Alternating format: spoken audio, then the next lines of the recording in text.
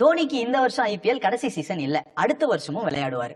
சிஎஸ்கேவோட கேப்டன்சில இருந்து தோனி வெளியே வந்து ருத்ராஜ் கெய்க்வாடுக்கு கேப்டன்சி கொடுத்துட்டாரு. சோ இந்த வருஷம் அவரோட கடைசி வருஷமா இருக்கும்னு நிறைய பேர் வந்து ப்ரெடிக்ட் பண்றாங்க. அதுவும் இல்லாம தோனியே ஒரு ஸ்டேஜ்ல சேப்பாக்ல தான் என்னோட கடைசி T20 மேட்ச் இருக்கும்னு ஒரு ஸ்டேட்மெண்ட்டும் சொல்லியிருக்காரு.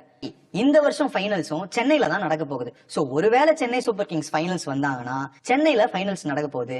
அதுதான் தோனியோட கடைசி மேட்சா இருக்க போகுதா? அதுதான் இல்ல. ஒருவேளை சென்னை சூப்பர் கிங்ஸ் ஃபைனல்ஸ் ஜெயிச்சிட்டாங்கன்னா அடுத்த வருஷமும் சென்னையில தான் ஃபைனல்ஸ் நடக்கும். சோ தோனி ஒரு வருஷமும் ஐபிஎல் நம்ம சென்னை சூப்பர் கிங்ஸ்க்காக ஆட நிறைய வாய்ப்பு இருக்கு. ஒரு டெக்னிக்கல் பெர்ஸ்பெக்டிவ்ல இருந்தே சொல்றேனே, Delhi Capitals vs Chennai super Kings மேட்சை நீங்க நம்ம எல்லாருமே பார்த்திருப்போம்.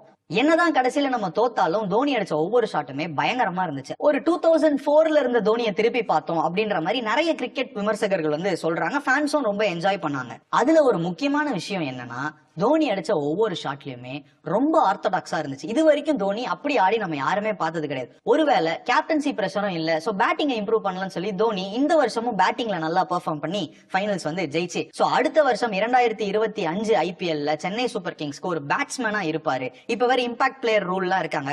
ஒரு விக்கெட் கீப்பரை மட்டும் உள்ள எடுத்துட்டு வந்துட்டாங்க, நம்ம டீமுக்குள்ள எடுத்துட்டு வந்துட்டாங்க அப்படின்னா தோனியை ஒரு இம்பாக்ட் பிளேயரா கூட வச்சு வெறும் பேட்டிங் மட்டும் வந்து ஆடிட்டு போலாம் அப்படிங்கிற மாதிரி ஒரு ரூல்ல கூட ஒரு இருப்பாருன்னு நம்ம எதிர்பார்க்கலாம். சோ நீங்க என்ன சொல்றீங்க? சென்னை சூப்பர் கிங்ஸ்ல தோனி அடுத்த வருஷமும் விளையாடணுமா, இல்ல இந்த வருஷமே ரிட்டையர்ட் ஆயிரலாமான்னு கமெண்ட் செக்ஷன்ல சொல்லுங்க.